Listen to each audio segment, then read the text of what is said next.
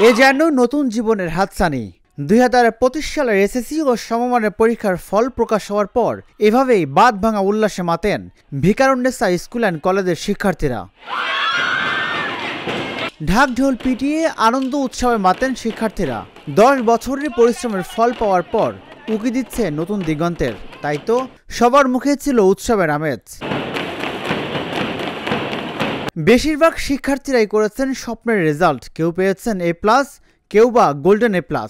অসাধারণ অসাধারণ অসাধারণ। শুরুতে একটু নার্ভাস ছিলাম রেজাল্ট দেওয়ার আগে, বাট এখন আসলে অন্যরকম ফিলিংস। চ্যালেঞ্জ আসলে অনেক টাইপের চ্যালেঞ্জ ছিল আমাদের, মানে শুরু থেকে এক ধরনের ভয় আতঙ্ক সব মিলিয়ে আসলে অনেক নার্ভাস ছিলাম, অনেক সময় পিছিয়ে পড়েছিলাম, আবার কামব্যাক দিয়েছি এক সময়। তো আপ ডাউনের মধ্যে দিয়ে আসলে পুরো জার্নিটা ছিল, বাট অ্যাট লাস্ট রেজাল্ট পেয়ে গেলাম। যে আমার GPA 5 এসেছে। আমার আশেপাশের বন্ধুরাও GPA 5 পেয়েছে, কয়েকজনের রেজাল্ট শুনেছি। তাদের রেজাল্টের জন্য আমি খুবই খুশি। তারা আসবে কিছুক্ষণের মধ্যে, তো দেখা হবে সবার সাথে একসঙ্গে। আর এই তো সবাই একসঙ্গে প্রিপারেশন নিয়েছিলাম ভালো রেজাল্ট করার জন্য। ভালো রেজাল্ট এসেছে, সব সাবজেক্টেই আমার A+ এসেছে, তো অনেক খুশি এটা নিয়ে। অনেক বেশি ইমোশনাল হয়ে পড়ার কারণে ভেঙে পড়েছিলাম। রেজাল্ট ভালো হয়েছে আলহামদুলিল্লাহ, যেটাকে বলে খুশির কান্না। আমরা খুশির কান্না করছিলাম আসলে। আমি এখানে দেখলাম GPA 5, কিন্তু এখন কম্পিউটার দেখতে যাব গোল্ডেন A+ কিনা। বাবা মা জানতে পেরেছে, আম্মুকে বলে আসছি মাত্রই, তারা খুবই খুশি হয়েছে আলহামদুলিল্লাহ। এটার জন্য সবার প্রথম আল্লাহর ইচ্ছা, তারপরে আমার হার্ড ওয়ার্ক, আমার বাবা মার সাপোর্ট, আমার ফ্রেন্ডদের সাপোর্ট, সব কিছু মিলিয়ে আজকের এই রেজাল্ট আমার পাওয়া। গোল্ডেনই পেয়েছি। মায়ের অবদানটাই বলতে গেলে বলা যায় যে মা ছাড়া আমি এই পর্যন্ত আসতেই পারতাম না। মা, আমার টিচাররা, আমার সবাই আমাকে অনেক সাপোর্ট করেছে। হ্যাঁ, GPA 5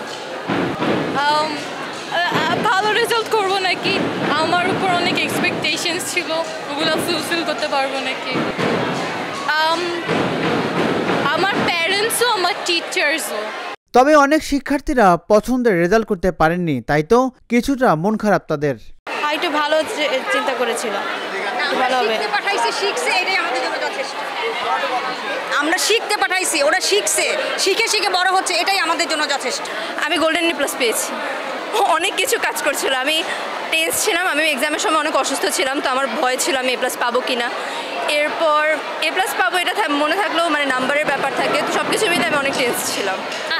আমি পরীক্ষা দিয়ে ভালোই দিচ্ছি, এত খারাপ দিই নাই, কিন্তু তাও মনে হচ্ছিল কি ফেল করবো নাকি, কেন GPA 5 পাবো নাকি, এগুলাই টেনশন তো অনেক বেশি ছিল, মানে ভয় ছিল। এর আগের রাতে বোধহয় ঠিকমতো খাওয়া দাওয়া হয়নি, ঘুমও হয়নি ঠিকমতো, এরকম টেনশন ছিল। কিন্তু রেজাল্ট পাওয়ার পর যে খুশিটা, সেটা বলার বাইরে আসলে। মানে অভিভাবকরা খুশি তাদের সন্তানদের ভালো রেজাল্টে। এখন সামনের পথগুলোতে এই সফলতা ধরে রাখার চ্যালেঞ্জ তাদের। এখন ওকে বকাঝকা করা, কিছু বলা মানে ওর মনের উপর প্রেশার দেওয়া। আমি মনে করি যে ও পড়েছে, ভালো করেছে, এটাই আমার কাছে যথেষ্ট আলহামদুলিল্লাহ। পড়াশুনো মানে ওর বলতাম ভালোভাবে পড়ো, মেন বইটা ভালোভাবে পড়ো, কারণ মেন বইতে অবজেক্টিভগুলো মানে খুব ভালোভাবে অ্যান্সার করা যায়। এজন্য বলতাম যে মেন বইটা সুন্দরভাবে পড়ো, ওকে বলতাম।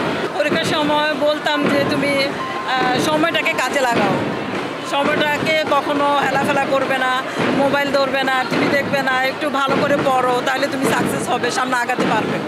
সব সময় এগুলি বলতাম আমি। আমার মেয়েকে কিছু করতে হয় না, আল্লাহর রহমতে আমার মেয়ে নিজের উদ্যোগে পড়াশোনা করছে। কখনো আমি বলি নাই মা তুমি পড়াশোনা করো, আরও রাগ করছি তোমার এত পড়াশোনার দরকার নাই, রাত যাইগো না। সে ফজরের নামাজ শেষ করে সে ঘুমাইছে। দেশে যে সংকটাপন্ন অবস্থা ছিল, সেই অবস্থা কাটিয়ে উঠে শিক্ষার্থীরা যে সুষ্ঠুভাবে পরীক্ষা দিতে পেরেছে, এটাই আলহামদুলিল্লাহ। মহান আল্লাহ তোমার অনেক খুশি। আমার আশা ছিল আমার মেয়ে ভালো রেজাল্ট করবে, তারপর টেনশন ছিল অনেক। সকাল থেকে তো ও খাচ্ছে না, আমিও না, দুইজনেই খুব হতাশা হয়ে গেছিলাম, অনেক প্যানিক হয়ে যাচ্ছিলাম। যাক আলহামদুলিল্লাহ রেজাল্ট পেয়ে অনেক খুশি। শিক্ষার্থীদের রেজাল্ট নিয়ে খুশি প্রতিষ্ঠানের শিক্ষকরা। আগামীতে আরও ভালো রেজাল্ট আসবে সেই প্রত্যাশা থাকবে তাদের।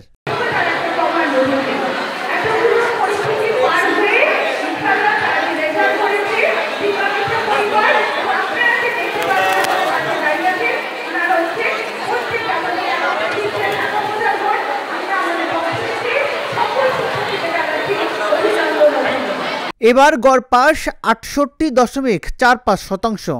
2024 সালে পাশের হার ছিল 83.04, অর্থাৎ গত বছরের তুলনায় এ বছর পাস কমেছে 14.95%।